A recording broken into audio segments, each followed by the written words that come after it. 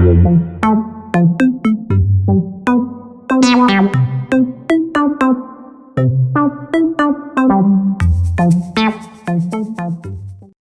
everyone. My name is Zachary Wood, and I am the resident artist here at Flint Community Players. And before we start the extravaganza tonight, just wanted to go over a few brief announcements and a few thank yous. First and foremost, the biggest thank you that we want to give tonight is a thank you to everyone of you who are continuing to support Flint Community Players during these weird times. Just a heartfelt thank you from all of us here at Flint Community Players. The camp that you're about to see tonight is sponsored by the Greater Flint Arts Council Share Art Genesee Grant Program and is made possible by the Genesee County Arts Education and Cultural Enrichment Millage Funds. Your tax dollars are at work.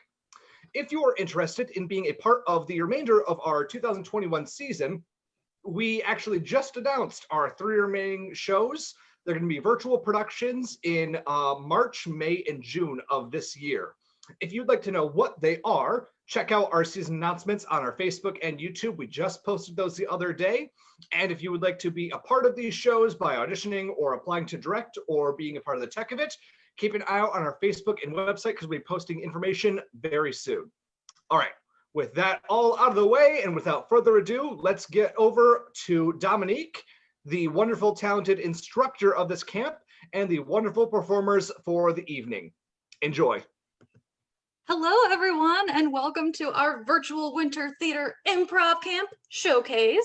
My name is Dominique, and I will be your host this evening.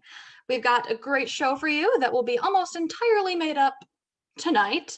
So I don't know how it'll go, but hopefully it'll all go well, and you'll have to stay tuned to figure it out. So first up, let's meet our artists of this class that have worked so hard all week. First, give it up to Levi.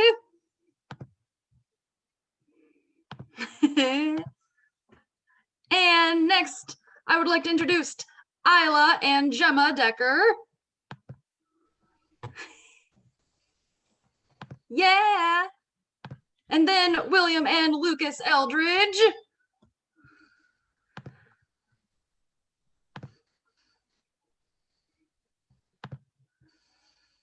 And then we have Riley Ferguson. Hola. And last but certainly not least, we have Kylie Glasson. So thank you so much, our awesome artists today. Thank you guys for tuning in today. And we are going to get started tonight with our ABCs, but with a twist. So our artists today are going to be telling us a story as a group of friends, but the only rule is they have to start their sentence with whichever letter of the alphabet comes next, starting with the letter A. So I'll be picking a random prompt from this container. Tonight, our story will be about... All right, are you guys ready, artists? Tonight, our story will be about the time that you guys all beat a gorilla in an arm wrestling contest. So, artists, get ready. Levi, why don't you get us started tonight? Oh, man, this is really hard. Gorillas are easy. Can you guys help me beat this gorilla?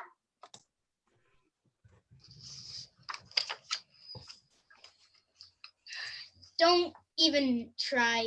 It's gonna be hard. You're not gonna be able to do it.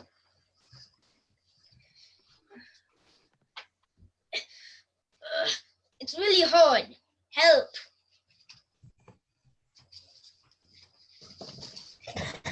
First of all, you guys are not strong. This is easy. Generally, I don't even think we could beat a gorilla. They're really strong. How is this so hard? If we try together, we might be able to beat him. Just please help me.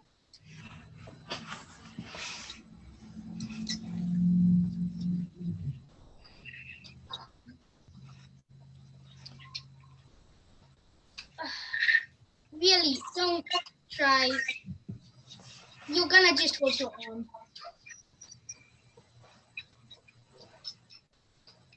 Let me win, gorilla.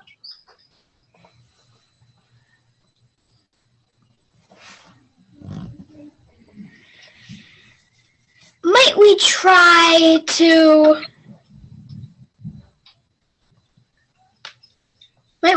do it again? Nevertheless, I think we should keep the idea that we're gonna win. Of course, trying again might be much easier. Please, Gorilla, just let us win. Quit, Gorilla, quit.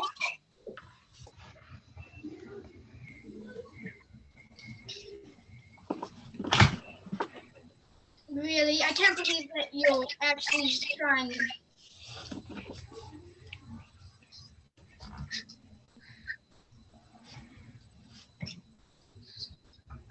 Soul, come on, help. My good soul, help. No, I'm not gonna. Turn on the lights. Someone turned off the lights.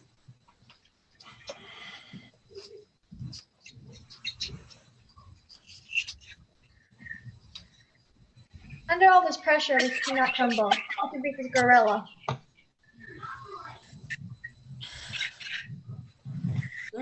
It's very strong. That hurt. Wait, why'd the lights go out? Xander. I'm gonna name the gorilla Xander. You shouldn't name it.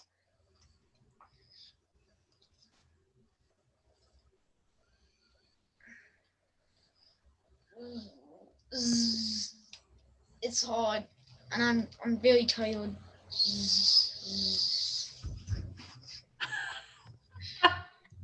All right, I guess we'll sleep instead of fighting the gorilla. That's okay. Round of applause. Great job, artists. Thank you guys so much for telling us the story about when you arm wrestled gorillas. Okay, up next, everyone, we are gonna watch some television. So we have a couple of really bored artists here on our team who really want to turn into some quality television here, and some other artists who are going to help them out a little bit. So, couch potatoes, artists, are you all ready? Yes. All right, couch potatoes, take it away. What are we watching today on television? A little bit hyped up. I want to watch some action. Click. I'm gonna peach you. No, you're not. Get back. You know, action is so boring. Let's watch some reality TV. I can't believe you sold a cat. I didn't. It's over there. I think it might be stuck in the front room, but I broke the key off. No, you sold it. Look, the key is not in there. You didn't break the key off. Let's watch some cartoons. Click. Hey, yeah, what? I'm gonna catch that. What? You know, let's just watch some comedy. Hey, what? Hi to the face. Another one. I want to watch comedy.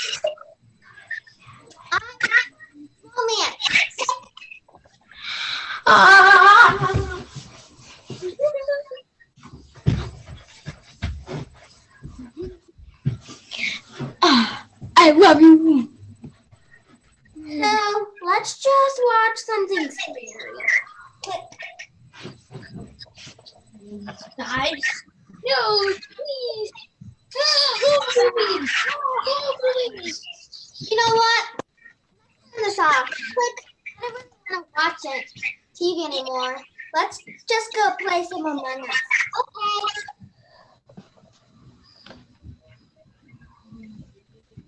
Artists?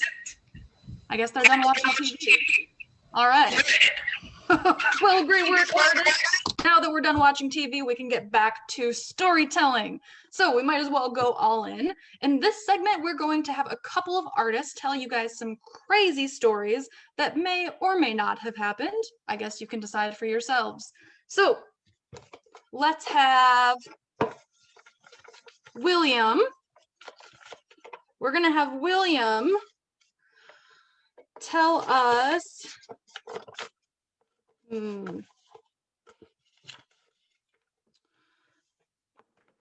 William, I would like you to tell our audience tonight about the time that you drove a semi-truck. Oh, I remember that. So once I really wanted to drive. I woke up and I was like, I really want to drive the semi. And I was like, but I don't have any money. I thought, well, how about I just go ask somebody that has a semi truck? And if they say yes, then I guess I'll drive it. So I went over to this one guy and I asked, hey, you have a semi, can I drive it? And they were like, no way. And then I went and I asked another person the same thing because they also had a semi, and they said, of course not, you're just 12. And I went to my uncle and I asked him and he said, sure. So I got in this big semi truck and I was driving down the road, and and I fall down, I go off the road, and I'm going down this, like, it was on a steep cliff a little bit, or a hill. I'm going down the hill, and then I go back on, and then I land on another road. So I drive back to my uncle's house, and I say, you know what? Yeah, I don't like driving semi trucks. Here, have your semi back. And I walked back home, and then I went back to sleep. All right, thank you, William, so much for telling us that amazing story. I can't even tell if it was made up or if it was real. Okay, next, I would like, yes, Kaylee. Kaylee, you're gonna tell our next story, and your story will be about, your story will be about the time that you rescued a dragon from a princess. Yes, I remember this like it was just yesterday. It was about 15:08. And I was just doing my natural grocery shopping in the village. And all of a sudden I hear this loud roar coming from the castle. And all of a sudden I see this dragon trying to escape from its cage, which the princess had it chained to. Since I was not royalty, it was not allowed in the castle. So I made up a plan to sneak in at nighttime. And when nighttime had fell, I went to the castle and grabbed a ladder, and I had climbed the wall and jumped over. I had to figure out how to get past the guards. So I made sure I stayed in the shadows. As I was walking through, I had to find the cage of the dragon. When I found the cage, I saw the dragon was all chained up and looked like it didn't really have any food. So I opened up the big doors to the dragon's cage and searched for the key to unlock the shackles. Once I found the key, I went and unlocked the dragon's shackles. And then I rode the dragon out to freedom. All right, the dragon is free. Thank you so much for that kind service, Kaylee, for rescuing our dragon friend. I know him very well. So thank you guys so much for telling our stories today. Next up, in our next segment, we have a couple of artists who have temporarily forgotten how to speak English, okay? But luckily we have a couple of people who are really good at translating to figure out what's going on with these guys. So first up, we have interviewer Isla, who wants to know a little bit more about Levi, whose greatest accomplishment in his life has been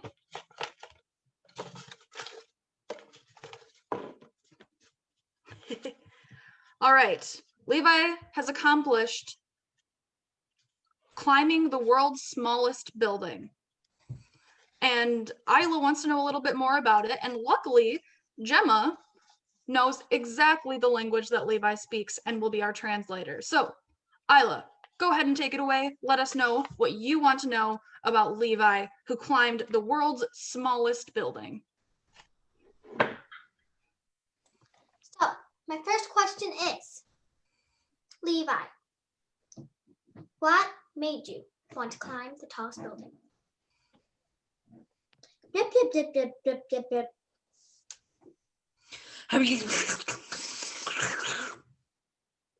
He said he just wanted to. Okay. My second question is, what is your favorite food? Blip, blip, blip, blip, blip, blip, blip.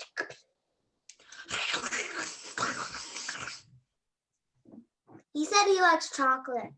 Okay. And lastly, do you put pineapple on your pizza?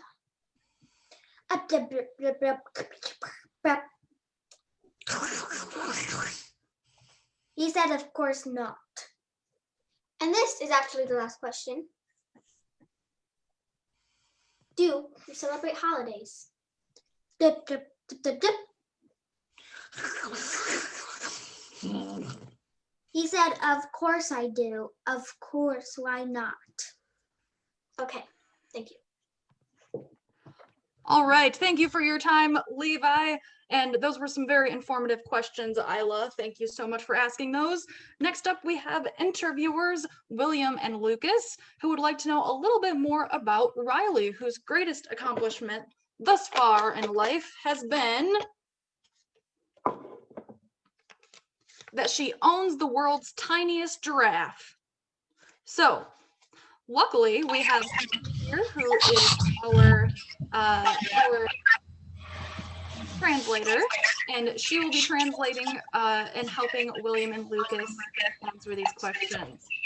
So, William and Lucas, what would you like to know about Riley, who owns the tiniest giraffe in the world? I'll ask the first question here. Thank you very much. Why did you want to buy a giraffe? Is it too expensive?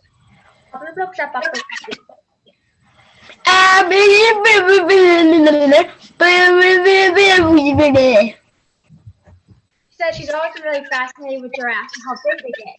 She always wanted to find the smallest giraffe. That, of course, to find one. Well, how tall is the smallest giraffe in the world? As my second question.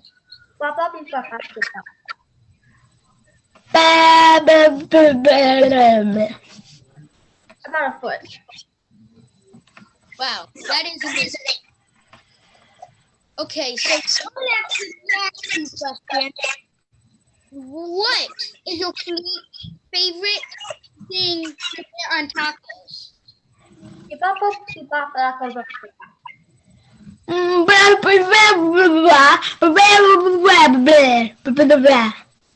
No, the usual meat, cheese, guacamole, corn, sour cream, chili pepper. Okay, my second and last question we'll be asking is how many giraffes have you ridden? Have you ever ridden a giraffe?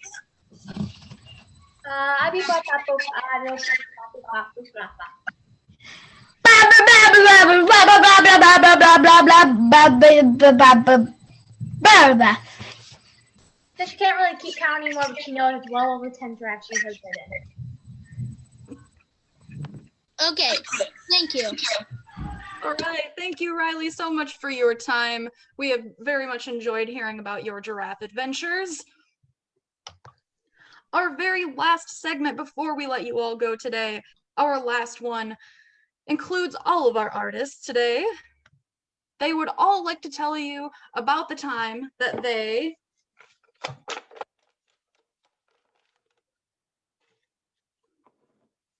lived in a haunted house. So, in this segment, they will have to share telling the story because every time I snap, another of the friends will have to pick up exactly where the previous friend left off. So, friends, we, the viewers here tonight, would like to know about the time that you all lived together in a haunted house. Why don't we have Isla, why don't you start us off today?